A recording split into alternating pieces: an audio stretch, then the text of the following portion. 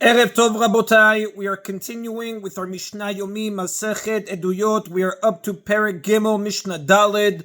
Today's Mishnayot should be Le'ilui Nishmat, Neria ben Svetlana, Ranbaev Eliyahu ben Burchai Israelov, Chana bat Miriam, Sason ben Ryan, Yoshua ben Shifra, Menuchatam began Eden, Amen. And Le'avdil ben Chaim lechaim v'derefua shelemav Daniel Shalom ben Rosa, Betor Shachol Yisrael, and Achlama Merav Binyamin, Od Zion Chai ben Dvorah.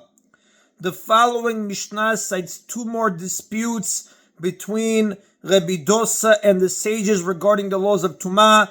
The first concerns the form of Tumah transmission called Midras. When a Zav, Zava, Nida, or a woman who gave birth puts his or her weight on an object, it becomes Tameh even if the Tameh person did not touch it. Moreover, the object becomes an Ava Tumah like the Tameh person himself.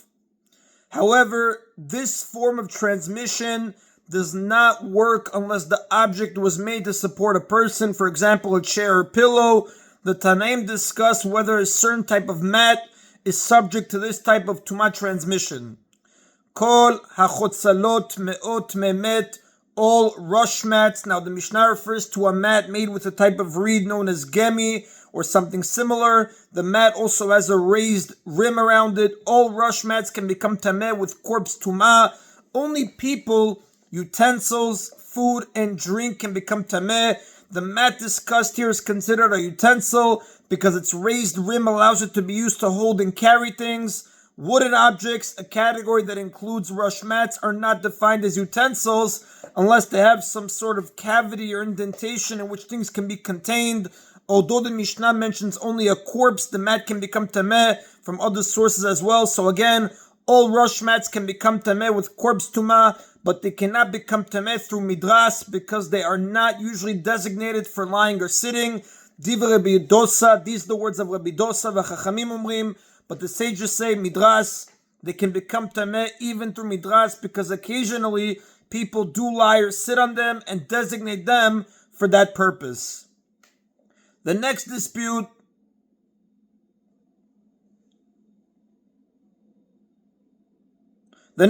is about items made of threads that have been braided together. When the Torah lists things that can become tameh in Vayikra chapter 11 verse 32, it mentions sack, which is made of woven cloth. The Tanaim disagree whether this excludes items that were made through braiding. Kol hakiliot teorot chutz mishel gilon.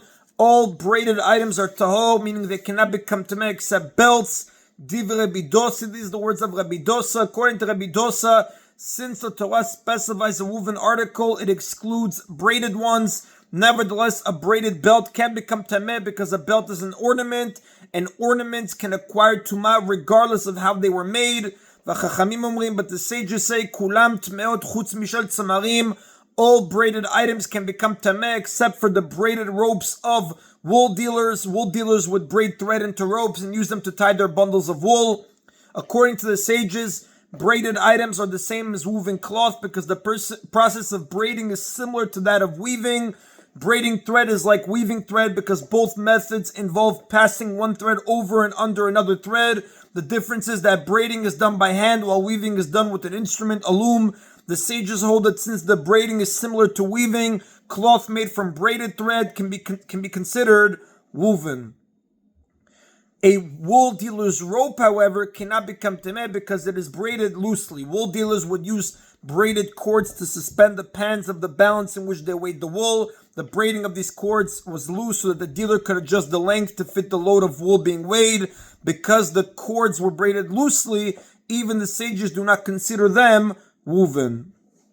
And that is then of Mishnah Daled. The next dispute is also about the ability of fabrics to become tameh. It deals specifically with the sling, a device used for hurling stones that consists of a cloth or leather holder which holds the stone, to which two long cords are attached. One cord has a loop at its end and the other cord has a handle at its end. The person using the sling places one finger in the loop and holds the handle with his other fingers. He swings the stone toward the target and lets go of the handle at just the right moment, causing the stone to fly out with force. The Mishnah discusses whether the sling can become tameh.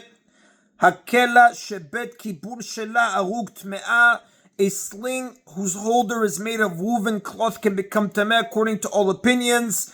V'shel or, however, if the holder is made of leather, Rabbi Dosa ben Horkenas metaer. Rabbi Dosa ben Horkenas rules that the sling is tahor, meaning not capable of becoming tameh, because a small piece of leather cannot become tameh unless it is a utensil, and the holder of a sling is not a utensil. A piece of leather cannot become tameh unless it is significantly large, 5 by 5 tvachim, or it is a utensil. According to Rabbi Dosa, a sling is not a utensil because its purpose is not to contain the stone. Rather, the stone is put there only so that it can be thrown into the air. However, as stated earlier in the Mishnah, Rabbi Dosa agrees that if the holder is made of woven cloth, it can become tameh. This is because woven cloth is capable of becoming tameh even if it is small and does not function as a utensil, as long as it serves some other purpose. In cases where the holder, which is the main part of the sling, can become tameh, all the other parts of the sling can also become tameh. V'chachamim mitamein, but the sages rule that the sling can become tameh, in our case if the holder is made of leather, because in their opinion the holder is a utensil. Since the holder serves to hold the stone before it is released, the sages consider it to be a utensil. Although the sages hold that a sling with a leather holder can become tameh, they rule that it loses that capability in the following case. Nifsak bet etzba shelat teorah. If its finger hold, the loop in which the person places his finger splits, it is tahor, meaning not capable of becoming tameh, because the sling is useless without the finger hold. Bet a pakia shelat tme'ah. However, if its handle broke, the sling can still become tameh because it is usable even without the handle. The shooter can swing the sling by holding onto the cord itself without the handle. Since the sling can still be used, it is considered a utensil. And that is the Rabotai of today's Mishna Yomi. Baruch Adonai Leolam. Amen v'amen.